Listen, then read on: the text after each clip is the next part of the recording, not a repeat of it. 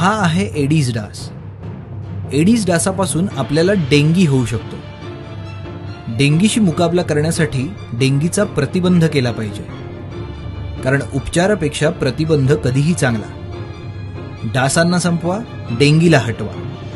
घरात किंवा घराच्या आजूबाजूला स्वच्छ पाणी साठले की त्यात डास अंडी घालतात आणि केवळ 7 दिवसात त्यातून नवीन डास तयार होतात। रुग्ण व्यक्तीस ताप येण्याच्या 1 दिवस आधी आणि ताप आल्यानंतर 5 दिवस विषाणूंची संख्या मोठ्या प्रमाणात असते।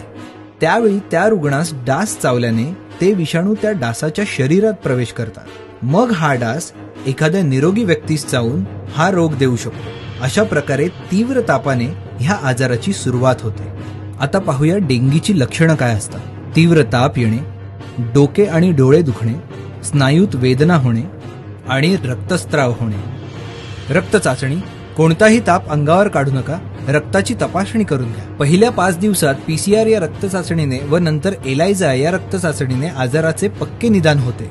या 2 चाचण्यांव्यतिरिक्त NS1 व IgM या शीघ्र निदान पद्धती रॅपिड टेस्ट सुद्धा उपलब्ध आहेत, पण पक्क्या निदानासाठी PCR किंवा एलाइजा चाचणी करावी। 7 दिवसात पूर्ण डास तयार होतो, म्हणून आठवड्यातून 1 दिवस पुढील उपाययोजना करा। तसेच वैयक्तिक संरक्षण उपाय दिवसाही करावे। गप्पी मासे अळीचं कोष खातात। हे मासे पाण्यात सोडल्याने मोठा प्रतिबंधक उपाय होतो। तर यावर उपचार काय आहे?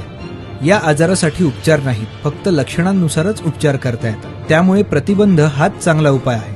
ॲस्प्रिन, डिस्प्रिन यासारखी औषधे घेऊ नका, डॉक्टरांच्या सल्ल्यानुसारच औषधोपचार करा। बृहन्मुंबई महानगरपालिकेद्वारा जनहितार्थ जारी।